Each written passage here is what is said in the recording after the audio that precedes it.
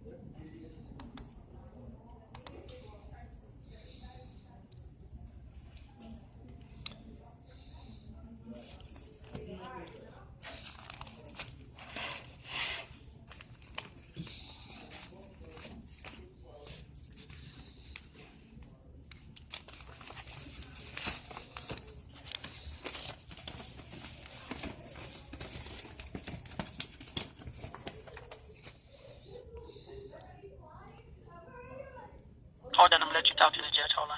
Oh, thank you. Thank you very much. Hello? Yes, my name is Robert Moore, and I have to commend this clerk who actually connected me to a judge. This is just, I can't even believe this is Cook County. But here's my situation. This is a judicial officer, correct? Pardon me? I am speaking to a Circuit Court of Cook County judge, correct? You are. Okay. My name is Robert Moore, and my purpose in calling is this.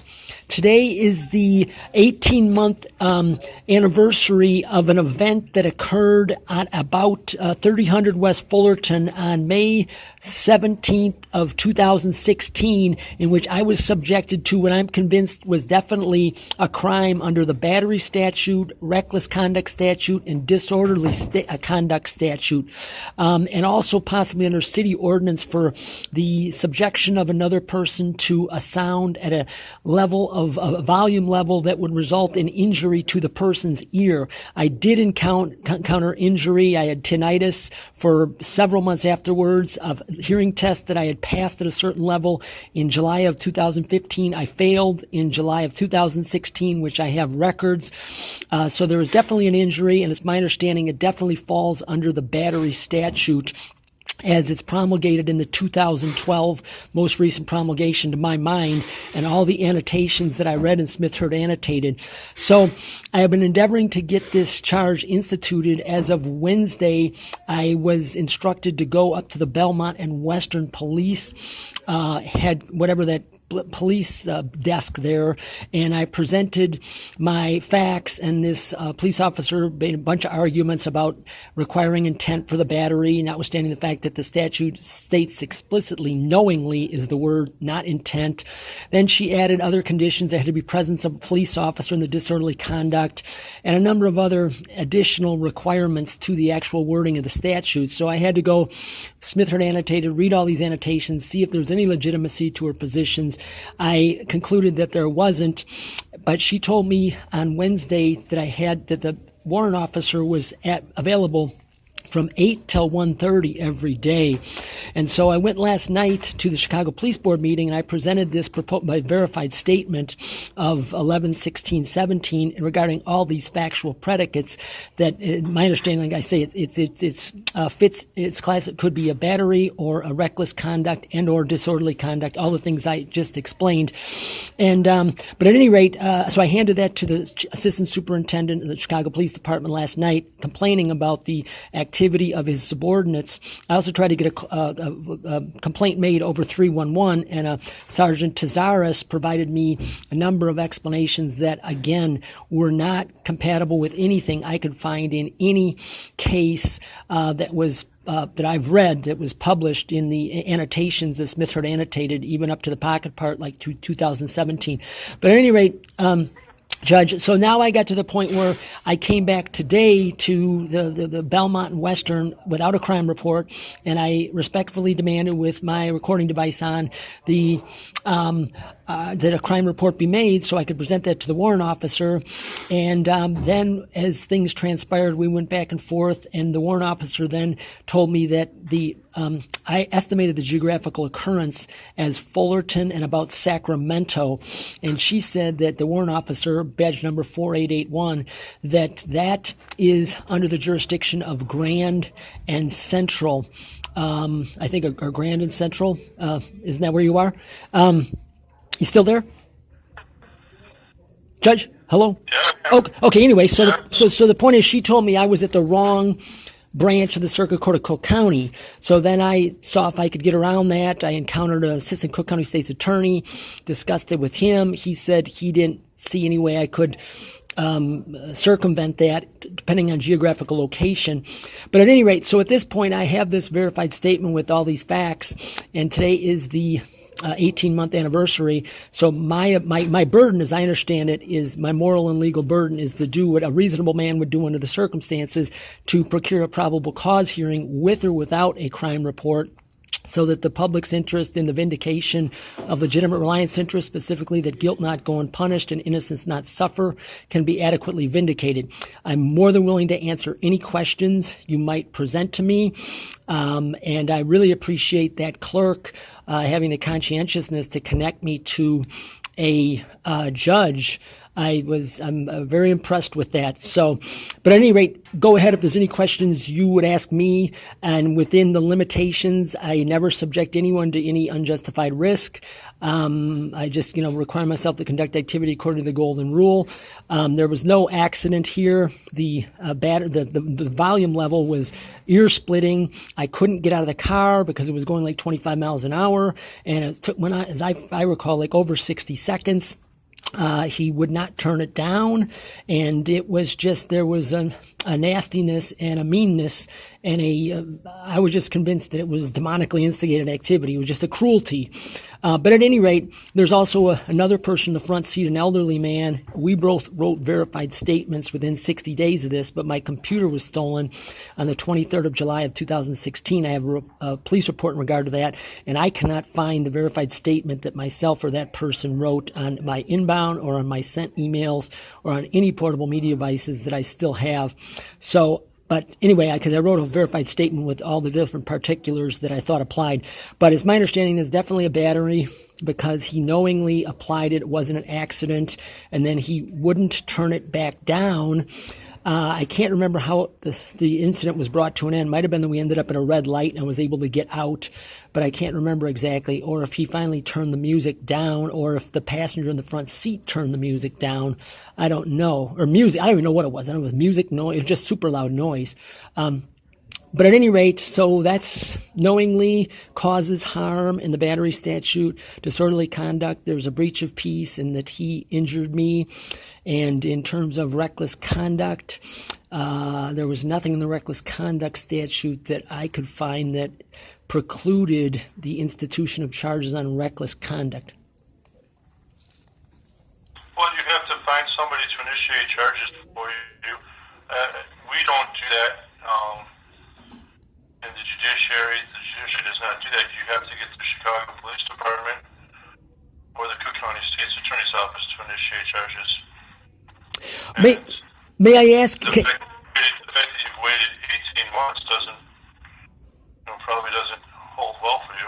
Well, I didn't really wait when the verb wait is used. Anyone can go to the website, thirstforjustice.tripod.com, or go to the Robert Moore YouTube channel. I'm just up to my neck in burdens. I have cases going back 17 years. I have numerous references. Former Circuit Court of Cook County Judge John Ward now works at the AR, whatever it's called, Alternative Dispute Resolution on North Clark Street. And I can cite numerous other credible people who would vouch for the priorities according to which my activity was conducted. So my understanding, I'm probably in a position now where there's a legal disability that tolls the statute of limitations based on what happened on Wednesday with this city. We don't give legal advice, sir. Pardon? I understand that. All I'm endeavoring to do at this point is to find out, is there a way for a member of the public on this day, at this time, is there any provision for the provision of a probable cause hearing for a person who does not possess a crime report? So you have to, sir, that's 18 months old. You need to go to the Chicago Police Department. We do not give out legal advice. No, I understand that. I'm not asking legal advice. I'm just asking, is there... That's a question. We don't answer that question. Okay. You can't provide me a formula via which a citizen can get, because it's not legal advice in terms of getting the guy convicted. I'm convinced there's more than enough evidence beyond a reasonable doubt, and there's no way it won't get convicted. Sir. Yes. It's highly inappropriate for you to be... I told you. You have to initiate charges to the Chicago Police Department. The judiciary does not initiate charges for anyone. Okay, gotcha. But I guess what I'm saying is, if the Chicago... My question is there a provision if the Chicago Police Department breaches the duty that's owed the member of the public, is there any other way for a member of the public to get a recorded, publicly open, probable cause hearing on this date at this time? If there, in other words, I could go down to 26th in California or do whatever I have to do. Pardon? You're asking for legal advice, and we don't give out legal advice, and neither does the clerk's office, sir. Okay, I understand. But I'm just asking a yes or no question. Is there any warrant or summons court, any probable cause determination court in Cook County that is accessible to a member of the public at this time on this date? That's just a yes or no question, because there's no, you see what I'm saying? It's just... Yes, sir, you're asking for legal advice, and I'm not going to answer. We don't give out legal advice. I can't get a yes or... Stop this conversation. It's the third time I've told you we don't give out legal advice. I've told you if you find someone who initiates charges, that's fine. We don't do that. Okay. Is there a warrant officer that's available 24/7, 365? Isn't there a warrant court or something in 26th in California? I'm just looking for something that's still open today on Friday afternoon, from which I can get a probable cause hearing. So I guess that's just a yes or no question. Is there anything to your knowledge that is accessible at this hour? Yes or no? I mean, there's no legal advice because You're it's just. asking for legal advice. I need to go. I have work to do. I appreciate the fact that you called, but again, you're reaching out to the wrong people. I wish you good luck in your endeavors, and hopefully you're able to remedy your situation. Okay, may I ask, your name is Judge, just for the record, if you could just provide me. Pardon? You can have a great day. Can I get your name or judge number, please? Hello?